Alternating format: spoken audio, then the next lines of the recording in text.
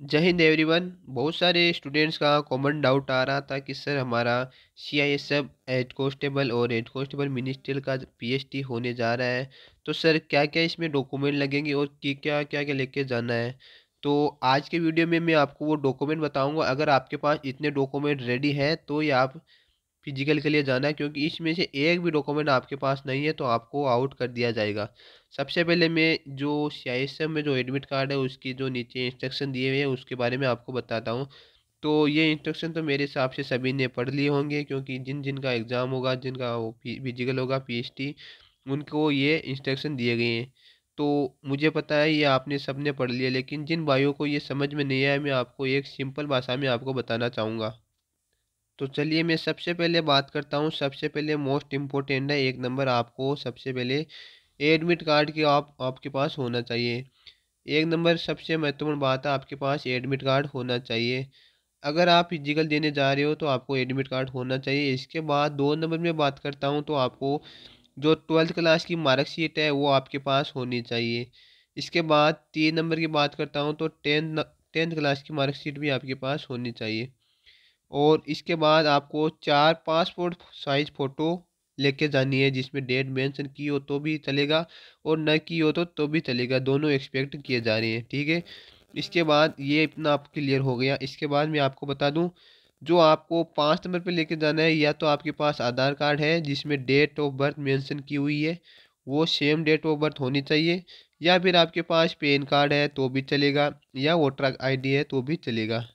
और बहुत सारे बच्चों का जो डोमिसाइल बना हुआ है, डोमिसाइल का डाउट आ रहा था कि सर डोमिसाइल कितना पुराना होना चाहिए कितना नहीं। देखो मैं आपको बता दूं, जो डोमिसाइल होता है वो एक बार ही बनाया जाता है और आपको वो लाइफ टाइम वैलिड रहता है, ठीक है। तो 6 नंबर की बात करता हूँ तो आपको डोमिसाइल होने चाहिए। हाँ, जो मेन डाउट आ रहा था कि सर जो ईडब्ल्यूएस ओबीसी और SC ST का जो अलग से सर्टिफिकेट लगता है, कास्ट सर्टिफिकेट, उससे रिलेटेड डाउट आ रहा था, वो मैं आपको अगली बार इस स्लाइड में बताऊंगा कि किस प्रकार का होता है, ठीक है। तो 7 नंबर पर आपको ओबीसी वाला सर्टिफिकेट लेके जाना है, जो सेंट्रल द्वारा अप्रूव किया जाता है, ठीक है। एक होता है स्टेट द्वारा, एक होता है सेंट्रल द्वारा। स्टेट द्वारा एक्सपेक्ट नहीं किया जा रहा है और सेंट्रल द्वारा एक्सपेक्ट किया जा रहा है, ठीक है, जो इंग्लिश में बनाया जाता है। आगे मैं उसको बताऊंगा कैसे वो कैसे दिखाई देता है, ठीक है। तो ये आपको इतना डॉक्यूमेंट आपको रेडी है तो आप फिजिकल ले ले जा सकते हो, क्योंकि आपको कोई दिक्कत नहीं होगी। इन सभी की आपको 3 से 4 जेरोक्स लेके जानी है, फोटोकॉपी बोलता हूँ मैं, वो फोटोकॉपी साथ लेके जानी है, ठीक है।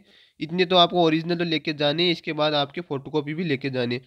अब आगे बात करता हूँ कि जो ओबीसी का सर्टिफिकेट है उसका फॉर्मेट कैसा होता है। तो वो देखो मैं आपको बता रहा हूँ, ओबीसी का सर्टिफिकेट सभी स्टेट में अलग अलग होता है, लेकिन जो सेंट्रल वाला होता है वो इंग्लिश में सभी का एक समान होता है। तो चलिए सेंट्रल वाले की हम बात करते हैं किस प्रकार का फॉर्मेट होता है।